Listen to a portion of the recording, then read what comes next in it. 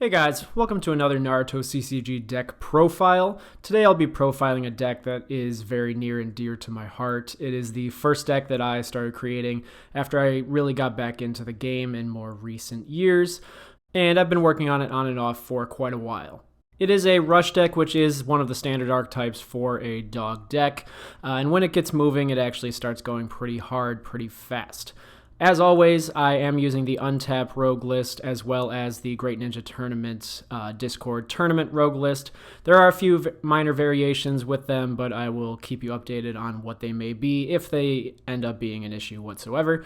And throughout and at the end, I will give some variable options that you can consider for your own deck purposes. As always, also, I will have the deck list in the description down below. You can download it, copy and paste it, whatever you need to do, and put it into Untap so you can modify it as you wish and see the cards in better detail. So without further ado, let's get right into the deck. Starting off with turn 0 ninjas, I run 3 Urushi. It is a ninja dog animal and has the Fang combat attribute, just like every other ninja dog in the game. So just assume in the future that every ninja dog has those things, and I won't go over it again. Urushi does also have a sort of unique effect that I haven't really gone over in past videos, which is the tracking effect. It's listed as when this ninja is put in play, select a ninja name. Your opponent's ninjas that include that name are considered tracked. Only one ninja name per player can be tracked at a time. So by itself, tracking doesn't really do anything. It's all about the rider effect based on that tracking. So for example, Urushi's effect is while your opponent has a tracked ninja, this ninja gets +2/+0. Essentially making it so that if you guessed correctly or if you brought this in after you already know a ninja on your opponent's side of the field, Urushi can have 4-1 as its combat stat, which is very good. It's about as good as you can get for a turn 0. So tracking itself comes up kind of a decent amount in this deck, so just be aware that it is all on the effect following it rather than the tracking itself. Similarly, the only way to retrack another ninja is to put in play another tracking ninja. And if Urushi leaves play, the tracking doesn't go away. It's sort of like a field effect. So as a turn 0 ninja for the archetype, Urushi is one of the best. It's definitely the strongest it can be. So I do run 3 of them and suggest that you do too. Next, I run 2 Guruko. He also has the tracking effect, and he is a ninja dog. And his effect is, while this card is in your hand, if you have one or more ninja dog ninjas and or ninjas that include Hatake in their name, this ninja is not included in the 1 ninja per turn restriction. So this is a very good effect for this deck because it is a rush deck. So getting down as many ninja dogs as you can, as quickly as you can, is one of the best ways for you to win, as you want to get a good amount ahead early. Its second effect is sort of the reason that this is one of my favorite ninja dogs. During the exchange of jutsu, you can move this ninja into another one of your battling teams. So for no jutsu cost, you can essentially use a jutsu to give your team a +1/+1 anywhere on the field during the exchange of jutsu. And with another ninja, you can actually increase this number later on in the game. So Guruko is very fun. He's not very powerful on his own. He does have the lightning element, however, which will come up a little bit later. I would run it 3, but I just don't have the room. But yeah, one of the key elements on the early rush. Next, I run 2 Akino. He does not have the tracking effect, which is fine, but his main effect is when this ninja's team is blocked by a team that includes a tracked ninja, you can draw 1 card, then discard 1 card. So this is another example. He doesn't actually do the tracking, he just has an effect based on it. So drawing a card, as I always say, is one of the most powerful effects in any, collectible card game, trading card game, competitive game. And drawing 1 every single time that his team is blocked is a very good way to do that, assuming that the opposing team has a tracked ninja, which you can kind of, guarantee because of all the tracking in this deck. It is very good support stats with 0-2 on turn 0, but injured is 0-0 and his effect is invalid, so that's fine. So I just run him at 2, and you just have to kind of assume that he's going to be coming in later. Next, I run 2 Uhei. Once again, he does not have tracking, but his valid effect is when this ninja's team wins any victory while battling against a tracked ninja, your opponent discards 1 card from their hand. Another good support ninja with 0-2 and 0-0 when injured, and another good effect against tracked ninjas. So if you are attacking with a team with Uhei and Akino, and you win that engagement, not only will you be drawing a card, but you will be discarding a card from your opponent's hand. Disruption is very good, and even though your opponent gets to select which card they do want to discard, so it's not, as powerful as random discard, it is still pretty good, and the support stats on Uhei are pretty good as well. Next, I run 1 Shiba. Shiba is not the best ninja dog, but having a lot of variety is good because you want to put as many dogs onto the field as possible. He does have the tracking effect, and his effect is valid while your opponent has a tracked ninja. This ninja gets +0/+1 for each other ninja in its team. Now, that sounds fine, but because it's every other ninja dog and because it's in the team specifically, the most that Shiba can be under normal circumstances is a +2 to support, which is kind of just tied with everyone else who actually has a good effect that isn't just boosting itself. I don't really get the point of this. If it gave itself +1/+0, that would be a fine effect, but just giving it support isn't really beneficial. It can help in certain situations where, you bring something in like from the deck with a jutsu or something, and it does actually synergize pretty well with Guruko, as when Guruko puts itself into Shiba's team, that'll not only give you the +1 from Guruko, but also another +1 with Shiba in the back. So that is kind of a cool combination, but honestly it's not worth banking on, so I just run the 1 Shiba. Next, still with turn zeros, I do run 1 Pakkun. This is the Lightning Pakkun, Tactician's Pet, and it has 2 effects. The first is valid, teams cannot perform mental power battles, and the second is your Kakashi Hatake ninja cards get -2 entrance cost. So this is a very good, if not situational card. Preventing mental power battles is obviously very good if you're facing a mental power deck. Dogs don't really have any mental power whatsoever outside of Pakkun and Kakashi or any weird tech cards that you run. But the second effect is also very good in that Kakashis get -2 entrance cost. There is a pretty good way to search this out from the deck, and with Kakashi being run in the deck, if you happen to be in a situation where you have Kakashi early on and you want to search this out, you can actually put the Kakashi in this deck in play on turn 2, which is very, very good. Outside of that, you don't really need to play this one very much, so I do just run it at 1. Its stats are fine with 0-1 and 0-1, but yeah, it is mostly in here for the niche protection against mental power and the situationally good if you draw Kakashis early on. And last for turn zeros, I run 1 Giant Tiger. It is a animal, but not a ninja dog, obviously, as it is a tiger. It does have the Fang combat attribute, and its effect is valid. This ninja gets +1/+1 for each of your other in-play animal ninjas. So this card is very good in a rush deck with animals specifically, because not only can it get up to massive numbers just on its own, starting off with 3-0 as its attacking stats, but in a deck where you're rushing, and especially because this is valid, if you do get injured and your power goes down to 0-0, the +1/+1s do continue to stack as long as it isn't negated and you have other animals on your field. So you can actually put this in the back and get like a +5, +6 sometimes as a support, which is incredible. So I do run just one of them because the deck is focused around dogs specifically, and obviously this is not a dog, so it doesn't really contribute to the winning of your game state. But if you can get this down, or if you have a pretty good lead and a lot of ninjas on the field and you want to search this out to put it in play for the huge boost, that's pretty much what it's here for. So I do run it at 1, and it is very good at 1. It is worth noting that in this rush deck, I do run a lot of turn 0 ninjas. I run 1, 2, 3, 4, 5, 6, 7, 8, 9, 10, 11, 12 turn 0 ninjas, which I don't typically do unless I have a couple turn 0s that aren't really useful on turn 0, such as Hina's that I'm running to prevent counter missions. But because it's a rush deck, I do run extras, and this might even be up to 3 more extra than you're used to. But you really, really want to see turn 0s early. You want them to be useful early, and you do not want to be doing a mulligan for, a smaller hand. You want to keep that advantage as much as you can because the entire point is to rush. But that being said, on to turn 1s, I run 3 Haimaru Brothers.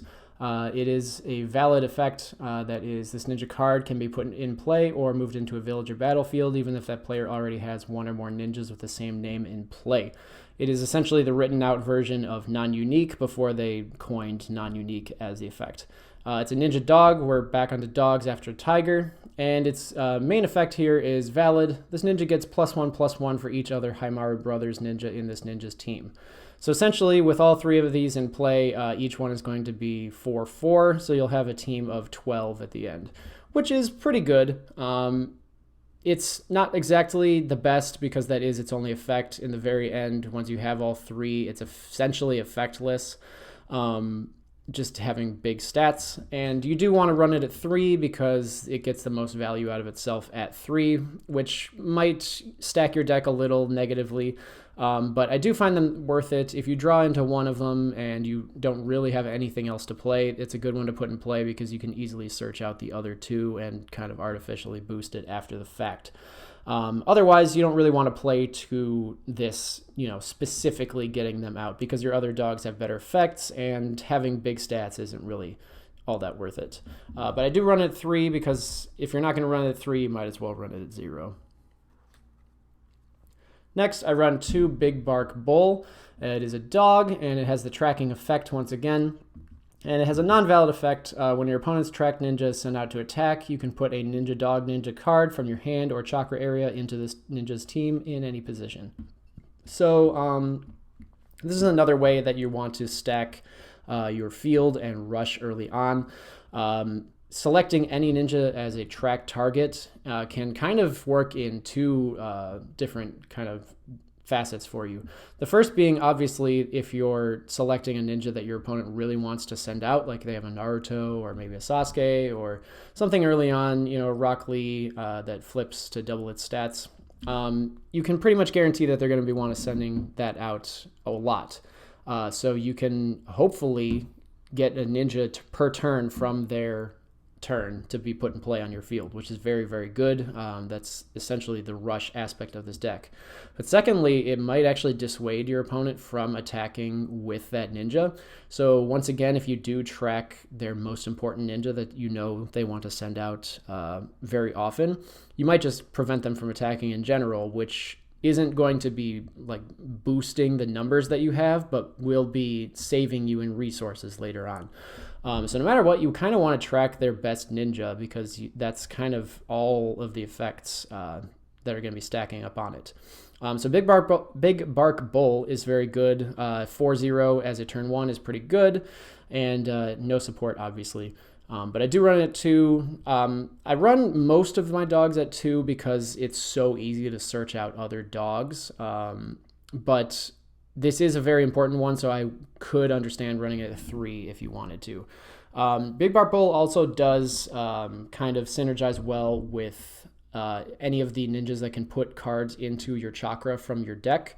The best one to use with Big Bark Bull would probably be Bartender Cat because it is on element with the fire symbol and it does have the Fang combat attribute, so you can use search to get out not only other dogs but Bartender Cat itself. I have run a version with the Bartender Cat, but it did just feel a little too slow, obviously working its way up into faster speeds utilizing Big Bark Bull's effect, but searching for and deploying Bartender Cat just wasn't really something I wanted to spend time and resources on. And for my last turn 1, I run 1 Akamaru. Its valid effect is when you have Kiba Inuzuka in play, this ninja is not included in the 1 ninja per turn restriction. This ninja cannot be sent out to battle by itself. So just another way to rush. Obviously, I do run Kiba later on, the next card that's coming up, and Akamaru just getting a free body on the field is pretty good. Its stats are pretty pathetic, but he's not really in there to be a stat. It's mostly in here just to get another body on the field and get another +1 onto a team. So you have seen this in the Dog Mill deck that I've ran, and it does have some synergy in Mill, but all of that synergy is pretty much gone in the Rush version, which is why I only run 1. Turn 2s, I run 3 Kiba Inuzuka, Reliable Partner. Its effect is, while this ninja card is in your hand, when you deploy a Ninja Dog ninja card, you can put this ninja card in play from your hand. So this is actually a really good effect with the Akamaru and the Guruko from earlier. Because, for example, let's say you put in play 1 Big Bark Bull by deployment. Now Kiba Inuzuka triggers, and you can put Kiba into play. Because it is not a deploy, the put in play effect can activate even if it's not turn 2 yet, so this works on turn 1. And now because Big Bark Bull is in play, Guruko can put himself into play with his effect because there's a dog on the field. And Akamaru can put himself into play because he doesn't count towards the restriction because Kiba is on the field. So all of this can happen on turn 1. So assuming that you have all those in hand, you can actually put in play 4 cards in 1 turn.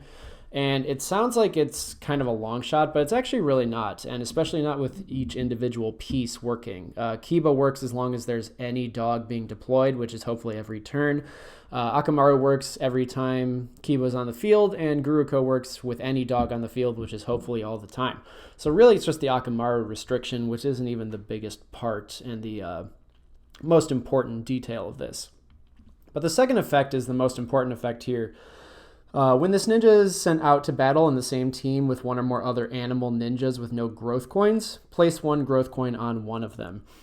So the main draw of this card is to put it into a team and then go out to attack, put a growth coin on a dog, do it again next turn, a different dog gets a different coin, etc., move it around, and eventually have every ninja dog on your field have a growth coin on it, which can actually boost your teams quite a bit. It's 3 extra power for every team, especially with Guruko, as I was alluding to earlier.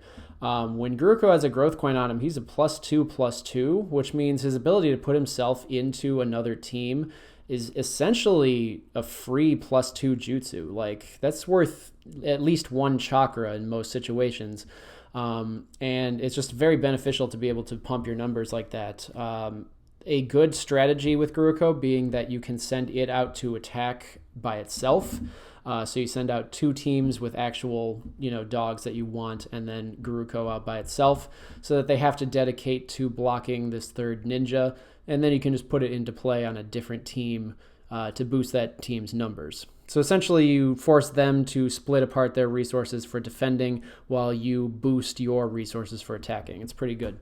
Obviously, if you have 3 teams that are all powerful, you can just leave Guruko behind and put him in play that way because his effect is activatable while he's in the village outside of the battling teams, unlike Jutsus. But anyway, Kiba is a very good ninja because he does have animal and he does have growth. So assuming that, he doesn't have a growth coin on him already, you can put 1 of them in chakra from your field and put another Kiba into play with a growth coin, boosting your teams even further. With the animal attribute or characteristic, he does get some benefits later on, and he does actually have the Fang combat attribute like all the dogs, so he is searchable with a mission later on. So all in all, Kiba is one of the most important cards in the deck. I highly recommend running 3 of them unless you want to mix around the deck and have sort of a different goal, because he does pump up your numbers and makes it so that your rush is very viable. Next, on to turn 3s, I run 2 Monkey King Enma. As you've seen in other animal decks of mine, he is a staple for any animal-based deck. His effect is deploying your animal ninja cards does not count towards the 1 ninja card per turn restriction. This has been errated so that it does just work 1 time per turn. Otherwise, infinite deploys is extremely busted. Second effect is completely worthless in this deck. While this ninja is in the same team as the 3rd Hokage, this ninja gets +2/+2. I don't have any 3rd Hokages. None of my decks that run Enma have any 3rd Hokages. He is just a staple for animals specifically. Like the dogs, he does have animal, he does have fang, so he's searchable. He can be affected by the mission card later on. And I do just run him in 2 because he is a sort of later turn ninja, being on turn 3, and drawing him outside of needing him makes him pretty clunky. And because of the fang combat attribute, he's very searchable, so it's not really necessary to hard draw into him. Next, I run 2 Kuromarus. He is a vanilla ninja, so he has no effect text whatsoever, and he is a ninja dog, so animal, ninja dog, fang. He's mostly in here, 1, because he has a unique name, so you can pump your numbers even more with him. You can put him in play early with Big Bark Bull, and his stats are very good. For turn 3, a 6-2 stat spread is very good, and when injured, he's still a 2-2, so he can be support ninja. All in all, very powerful. I do run it 2 because obviously I don't need 3 with the search capabilities like most of the dogs, but you do still want to see him pretty often. And last for turn 3s, I run 1 Pakkun Head Tracker. He does once again have the tracking effect, and his effect is your opponent's tracked ninja can only be sent out to block as a head ninja. So this effect is very disruptive for your opponent. The best way to utilize this is to track a ninja that wants to be a support ninja. Let's say like Karin or Konohamaru Ninja Squad, something like that, that has a very good support number. Fukasaku. Sakura is not a good example. Father and mother, stuff like that. Assuming father and mother can be affected.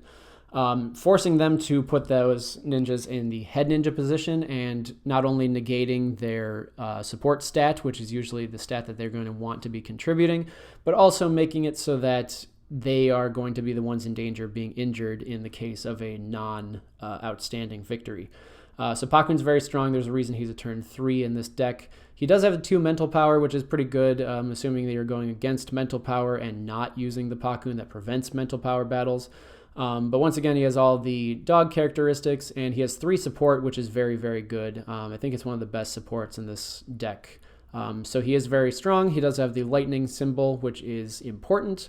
And I did just only have the room for 1 because, like the other turn 3s, he is a little bit later. You want to be rushing a little faster than turn 3. And a lot of the times you do want to be searching out the other Pakkun for the Kakashi entrance cost reduction because you're going to be seeing Kakashi pretty often. And lastly for ninjas, I run 2 Kakashi Hatake Anbu days, the expert tracker. This ninja has tracking itself, which is extremely important for this card specifically. It does not have any fang attribute, does not have dog, does not have animal, but he does synergize with them very well. So his effect beyond tracking is valid. Your ninja dog ninjas get +1/+1. This is incredibly good. Your dogs are mostly in the deck for combat purposes. Their effects are kind of ancillary to their being able to just fight very well, have very good numbers. So giving everyone a +1/+1 static boost is very good. This alone is going to give each of your teams at least a +3, assuming they're full teams. So that ability is great.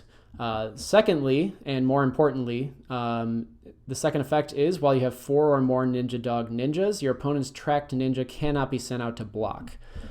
So as a primary strategy, you want to name a very good ninja like a Naruto, Sasuke, Rock Lee, something like that.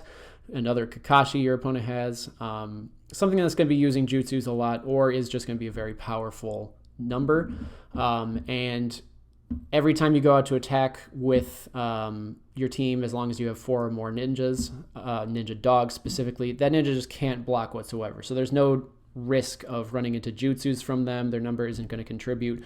More importantly, if they have attacked you in the last turn with that ninja, they're not going to have a time to reorganize their team so that they can get that tracked ninja out of a team. So, for example, if there's a Naruto with a Sakura and a Konohamaru Ninja Squad, assuming, Konohamaru Ninja Squad's a bad example. Let's just say there's a team of 3 with Naruto as the head, and Kakashi comes in and he tracks Naruto. That entire team can't go out to battle because Naruto can't come out to battle. And because they're not going to have an organization phase on your turn, that entire team is not going to be able to shuffle around.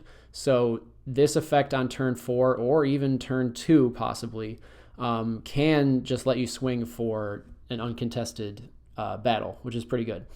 The main focus of this, however, is coming up with a jutsu later, so I'll keep this off to the side and get back to you on that one, which is the kind of end game win condition of this deck. But this is one of the most important cards. Unfortunately, it's the only non-searchable card in this deck by the main search tutor card mission. I do have one search available, but typically you're just going to be drawing into this, unfortunately, which isn't the worst because there is a lot of draw power in this deck, but keep in mind that you may want to run this at 3 just to solidify your options. On to Jutsus, I run 2 Backstab. This is a very powerful early game mission. It costs only 1 fire chakra. The effect is target 1 ninja opposing the user. The effect, if the target has the lowest entrance cost in its team, give 1 damage to it, otherwise injure the target. So kind of confusing just off the bat. But no matter what, it's going to be giving 1 damage. It's going to be injuring something. And as long as you don't need that ninja to be killed, this is a great jutsu. It's going to be doing exactly what it needs, 1 chakra to injure somebody, anybody in the team. The issue comes around when you need to finish something off that's already injured. It has to be the lowest entrance cost in its team, which is a little bit riskier in the later game, but this is a very early game jutsu specifically. The intent is to use it very early, make sure your opponent is knocked down, assuming they're not like a lightning focused deck. They'll have lower stats while they're injured, and that lets you just snowball off of that as you're putting in more ninjas. Their numbers are getting lower, and they're just increasingly being unable to block. So very good jutsu. I typically want this at 3, but I just didn't have the room. Know that if there was 1 more slot available, I'd probably put in a 3rd one of these over any other card. So if you feel the need to reduce anything in this deck, I do recommend putting 1 more of these in. Next, I run 2 takedowns. Cost 1 fire and 1 colorless chakra, and the requirements are animal, so any ninja dog, giant tiger, and even Kiba can use this jutsu. Target is 1 ninja battling against the user, and the effect is injure the target. If you have 4 or more ninja dog ninjas, the target becomes a standby ninja. So once again, a very cheap injury tool. You can use this with Backstab to potentially get a kill for just 3 chakra, which is pretty good. But the main benefit is in that if you have 4 or more dogs, you can make the target become a standby ninja. As discussed in hopefully every other video, making a ninja a standby ninja is essentially a negate for jutsus, because if the user is no longer on the battlefield when the jutsu resolves, the jutsu fizzles out and just goes straight to chakra. Its effect is not applied. So if your opponent is like, just going to go for Naruto again, Naruto on the field using a Rasengan, you have 4 or more ninja dogs. You can use takedown after the Rasengan so that the Naruto is made a standby ninja by this card's effect, and his Rasengan does not go off anymore. So that's the main draw of standbying a ninja, and otherwise this is just a good card for injury. And obviously, even outside of the jutsu negation effect, making a ninja standby means that your opponent's team is going to be lower than it was in terms of combat ability, and you'll just be able to win more battles. So I do run it too. I think it's probably the least effective of the jutsus in this deck, but it is still worth running it too. And then on to the next jutsu, I run 2 Beast Mimicry Ninja Art Man Beast Clone. It's kind of a mouthful to say. It costs 2 colorless chakra, which is fine because there's pretty much no variation outside of fire, sans a few cards. But the requirements are ninja with Inuzuka in its name or Chunin or higher rank. So unfortunately, only Kakashi and Kiba can use this jutsu, but they being 2 of the main ninjas in the entire deck means you'll hopefully have seen them at all, and Kiba especially is searchable, so it shouldn't be too much of an issue meeting those requirements. The effect is search your deck for 1 ninja dog ninja card with an entrance cost of 1 or less and place it in the user's team in any position, then shuffle your deck. Like all put in play effects, within the deck itself, the put in play does not care about entrance cost. So if somehow you have Kiba on the field on turn 0, you can put in play a turn 1 with this jutsu, which is going to come up occasionally because Kiba can just put himself into play on turn 0 if you deploy a dog. So this is just helping spur on the rush effect. You're just putting in play a dog for free. That dog is staying there. There's not really anything your opponent is going to be able to do about it outside of canceling out the jutsu or, killing that dog or Kiba. So yeah, just another way to rush. You want to use this as much as possible, and most of the dogs in the deck are actually turn 1 or lower. Akamaru, Guruko, Big Bark Bull, Haimaru Brothers, not Giant Tiger because it's not a dog. One of the Pakkus, Shiba, Uhei, Akino, they're all, and Urushi, they're all turn 1 or less, so they're all usable. Really, you just can't use the other Kiba. You can't use Kuromaru, or sorry, not Kiba, the other Pakkun, you can't use Kuromaru. That's essentially it. So there are a lot of targets, and I do think it's pretty good at 2. Next, I run 2 backed into a corner. Now this is the jutsu that Kakashi especially wants to synergize with. It costs 3 fire chakra, and the target is one of your opponent's tracked ninjas. And the effect is your opponent moves all of their ninjas into the target's team in any position. Now, this is incredibly strong with Kakashi because, as we read earlier, Kakashi's effect is when you have 4 or more ninja dog ninjas, your opponent's tracked ninja cannot be sent out to block.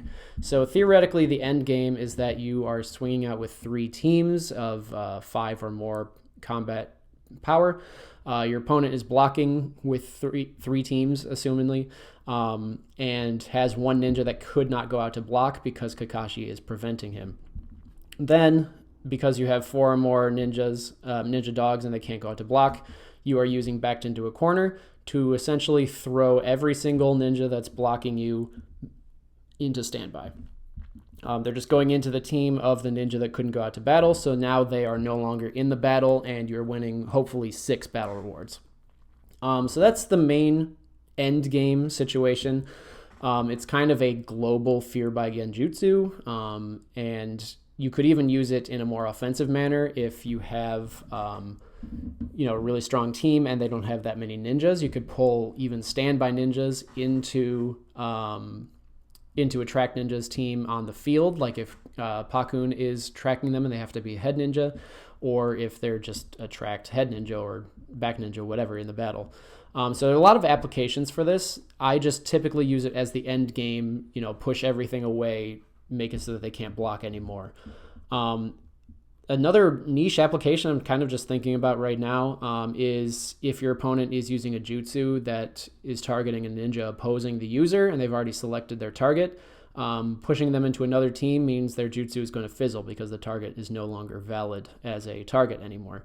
So there are a lot of applications with this. I do just run it at 2, even though it is kind of the key end game jutsu, because dogs kind of function independently. It's not like if you don't get this, you're not going to win. They do just kind of pump themselves automatically and just get big numbers. You might just overwhelm your opponent with a rush anyway. But I really like the strategy with Kakashi just saying, well, your opponent can't fight you anymore. It's just a very fun combo in my opinion. Next, I run 2 Kamui. It is another jutsu with 3 fire as its cost, and it has requirements Kakashi Hatake or Itachi Uchiha. So obviously just Kakashi is going to be the user for this deck. Target is 1 ninja, and the effect is place a target in your battle reward area face down. So obviously, like with every target that is 1 ninja, there's no restriction on what that ninja has to be. As long as it's on the field, it is a legal target. It can be in your opponent's village, not battling. It's fine. It can be one of your ninjas. It's fine. I don't know if your cards can be your battle rewards. That would be a question for rules lawyer. But any ninja is a possible target on the field. This is a very powerful snipe, one of the best in the game. Not only does it kill your opponent's ninja, it also gets you a battle reward. And kind of importantly, it doesn't deal damage or even send the ninja to the discard. So any effects that are preventing damage or preventing discarding don't work because it's simply being moved to your opponent's battle rewards. It doesn't count as winning a battle reward, which is kind of important, maybe, not probably for this deck or at all, or any version that you might realistically make of this deck. But in other decks, it is not winning a battle reward, so that's kind of important. So it's just a very strong jutsu. I do only run 2 because obviously there's only 1 user, but it is still very powerful and worth running even though it is 1 user. Just be aware that it will probably be used for hand cost a decent amount. And the last jutsu I run is one Fear by Genjutsu. Pretty much in every fire and wind deck that I run, it's incredibly powerful, and it is the first and I think only limited card on this entire list. It is 3 generic chakra cost, with target being every ninja battling against the user. And the effect is the target becomes a standby ninja. Additionally, if the user has a Genjutsu combat attribute, give 1 damage to the target. So this is just a very generic, powerful jutsu because anybody can use it, and the sort of bonus effect doesn't really matter. Any team can be a user of this jutsu and get its decent effectiveness off. So the main draw of this is that obviously everyone is going to be standby off of that. So it's going to fizzle any jutsus your opponents are using before this, and it's going to allow you to win battle rewards. This is one of the primary ways that people can just swing for a victory.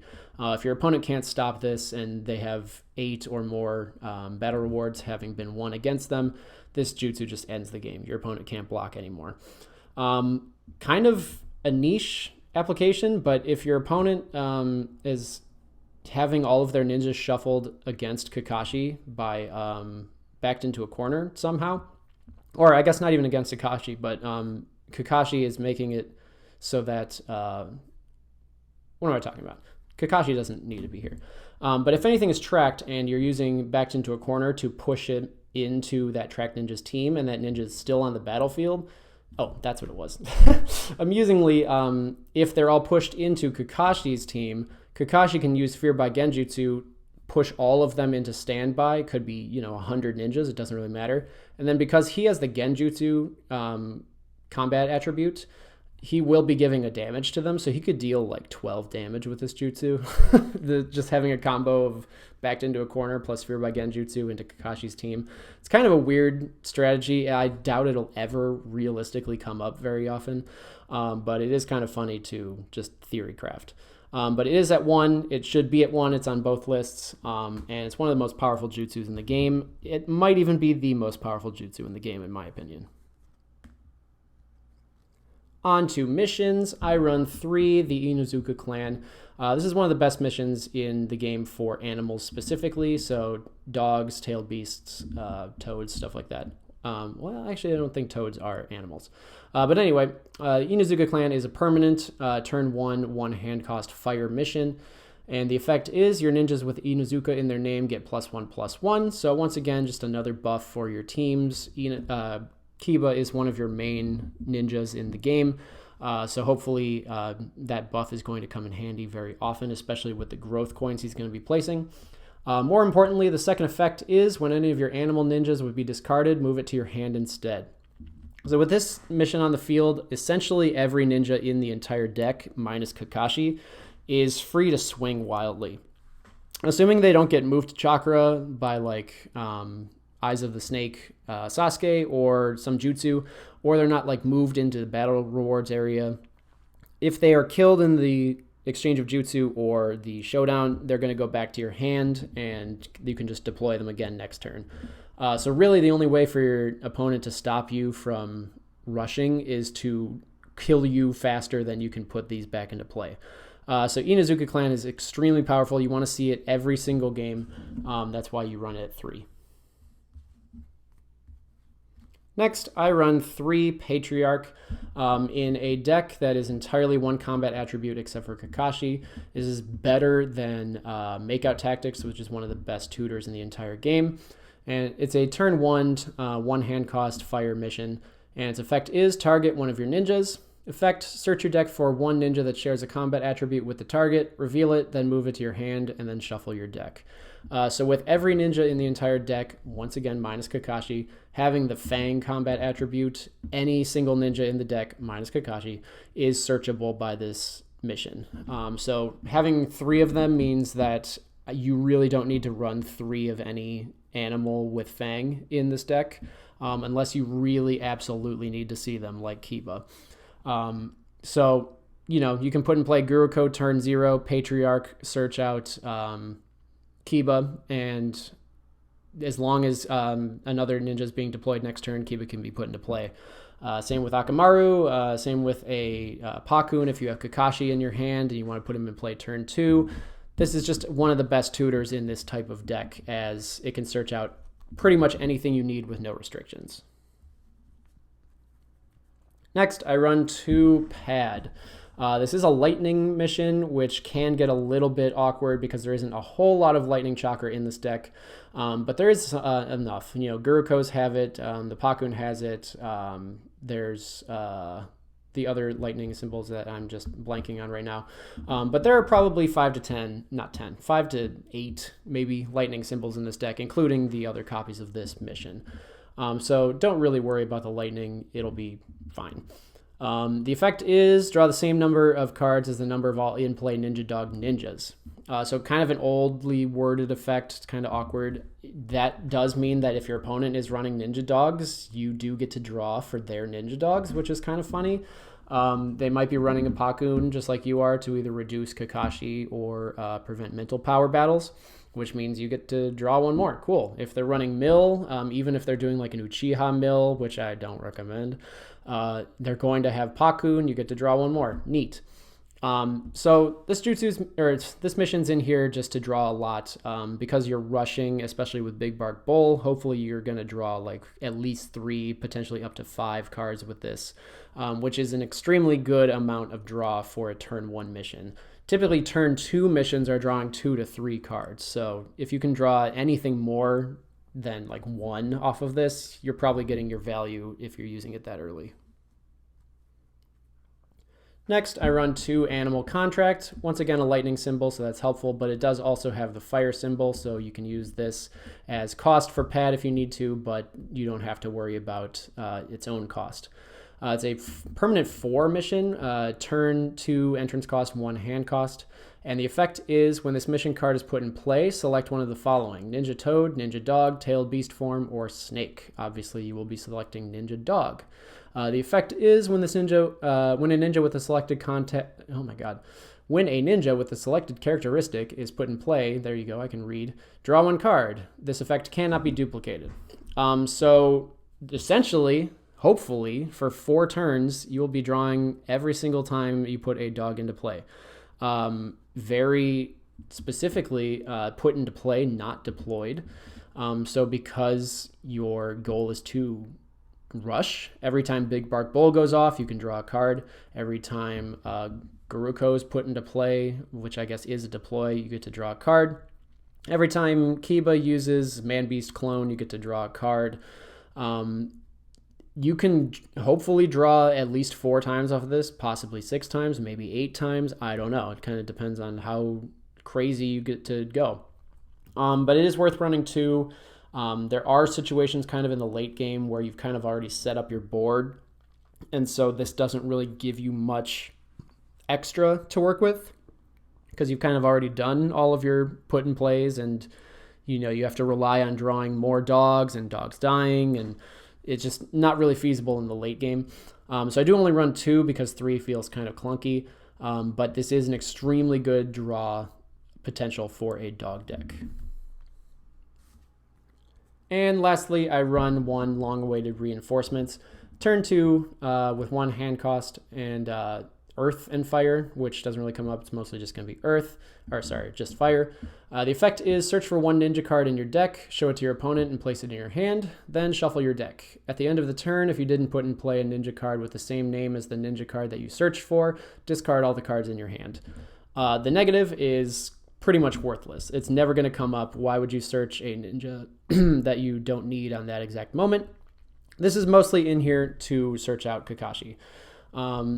Because of the Patriarchs, there's pretty much no reason you would ever use this to search a dog, unless maybe you're beyond turn 2 and you don't have any ninjas on the field, which in that case you are in a much bigger problem of a situation than is going to be resolved by this card, but I guess that's a possibility. So you're mostly going to be searching out Kakashi. It means it's basically a third copy of Kakashi. That's just going to get you a little more chakra and be a little bit more easy to search for. So yeah, just run one. I do think it's worth running at one. I wouldn't drop this for another backstab, obviously, as I haven't. But you kind of do want the ability to search out Kakashi, even if it is very rarely. So I do think it's worth it one. And that is the deck.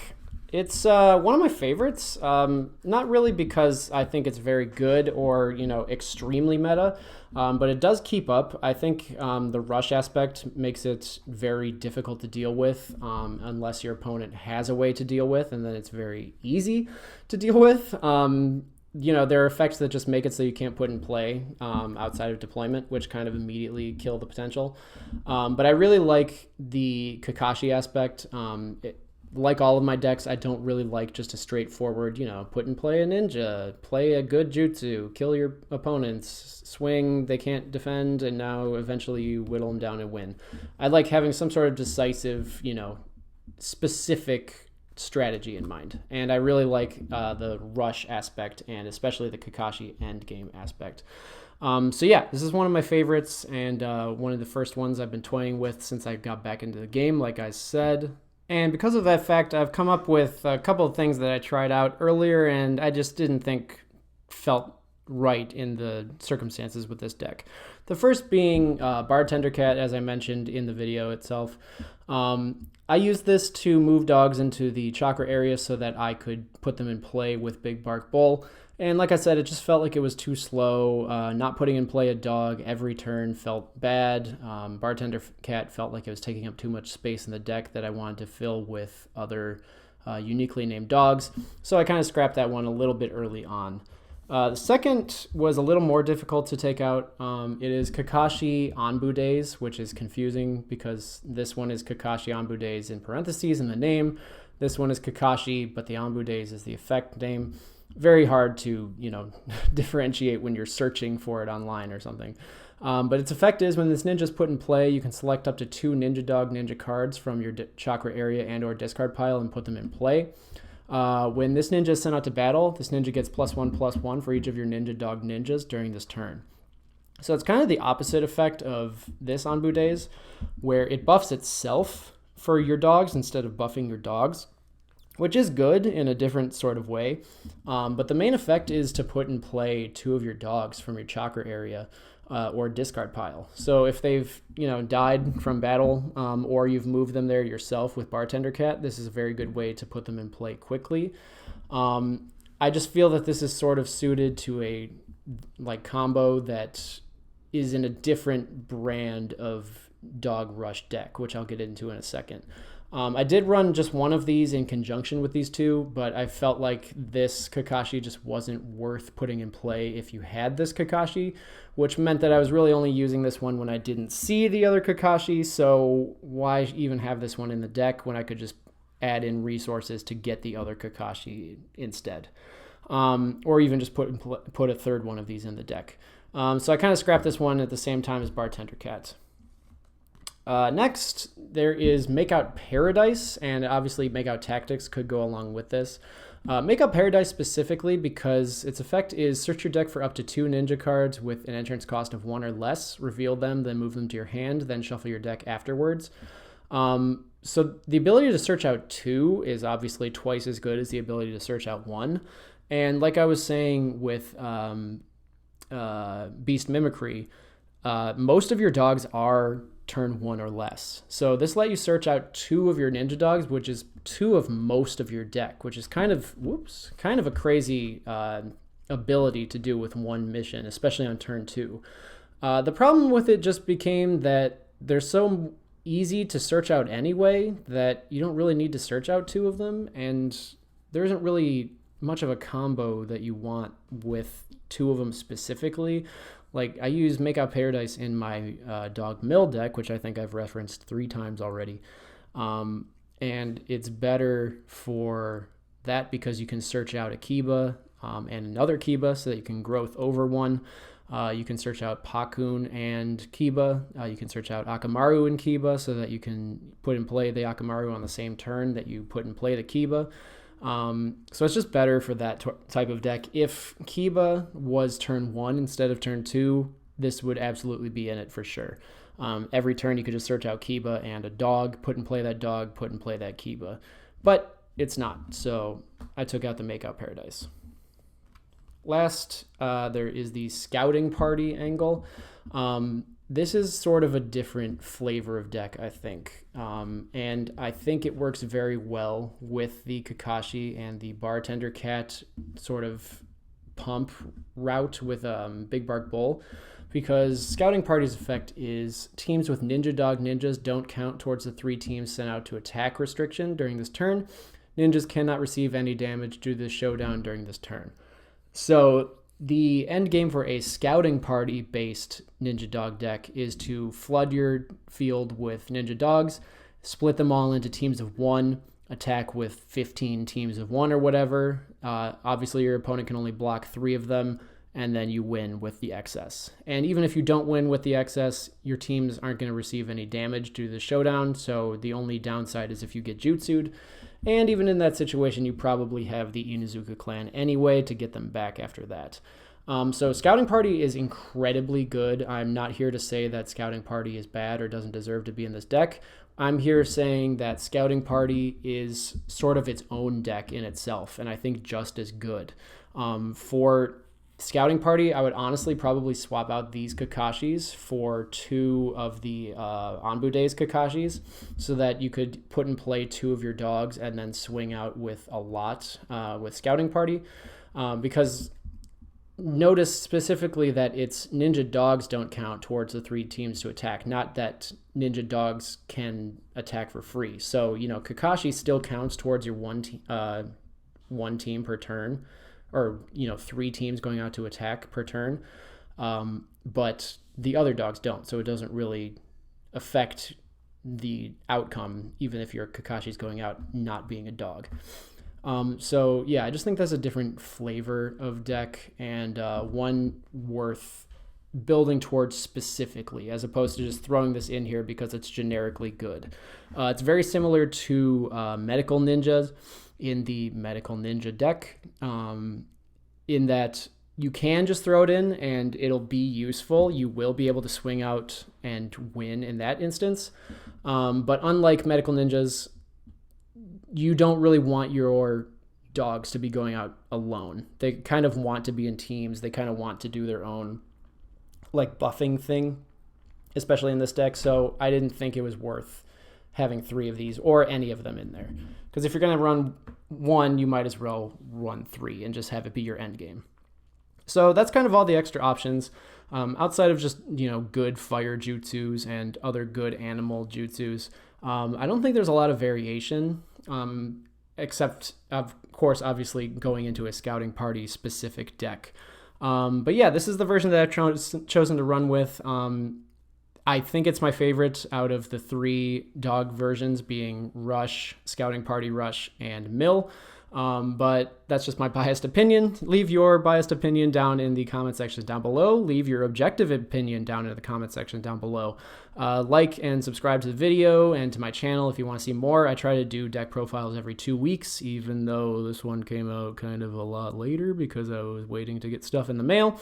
But now I have all my stuff in the mail, and I will do this one this week, and then hopefully in 2 weeks I'll have another one. After the decks run out, and I think I have about 3 or 4 or maybe even 5 more decks that I can profile.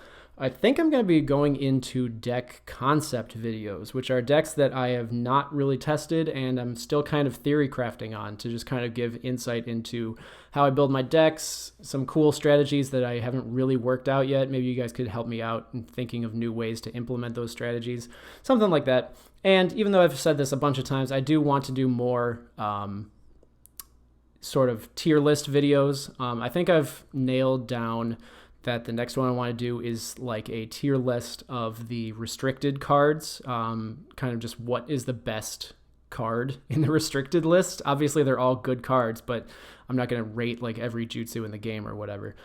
So I kind of want to do that. I kind of want to do tier list of like the best archetype cards. So like not, dogs, medical ninjas, that kind of archetype, but an archetype of like, what is the best negate jutsu?